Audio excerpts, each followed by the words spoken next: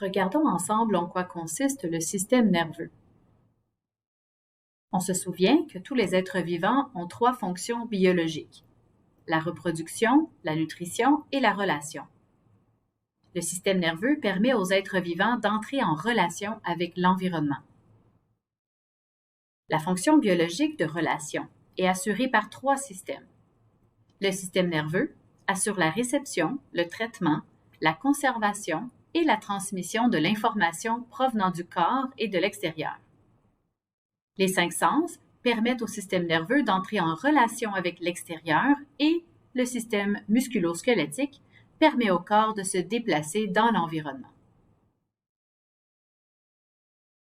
Regardons maintenant le système nerveux en plus de détails. Ce système se divise en 2 parties, le système nerveux central et le système nerveux périphérique. Ces 2 parties sont expliquées en plus de détails dans d'autres capsules. Nous avons en fait divisé les concepts du système nerveux en 3 capsules. Commençons donc tout d'abord par le neurone. Le neurone est la cellule qui permet la transmission de l'information dans le système nerveux. Mais quelle est cette information? Dans le système nerveux, l'information circule très rapidement, sous forme de courant électrique qu'on appelle l'influx nerveux. Le neurone est donc une cellule spécialisée capable de produire, recevoir, transporter et transmettre l'influx nerveux très rapidement à l'intérieur du corps.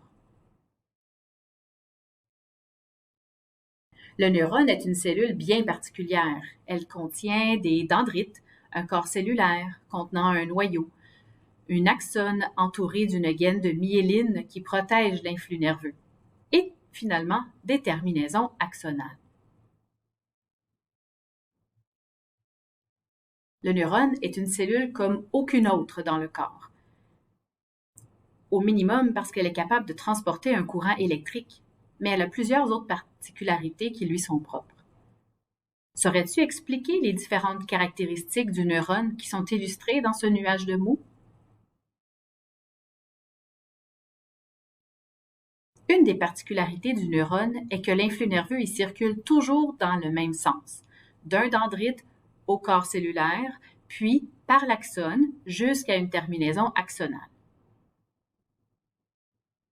Lorsque l'influx nerveux arrive à la terminaison axonale, il doit utiliser une molécule chimique nommée neurotransmetteur pour passer au travers un espace microscopique qui s'appelle la synapse. C'est l'espace qui sépare 2 neurones.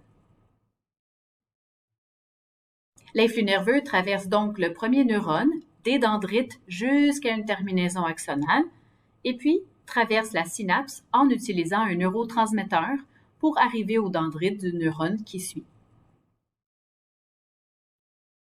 L'information dans le système nerveux circule donc sous forme de courant électrique dans les neurones, et puis par une molécule chimique d'un neurone à un autre.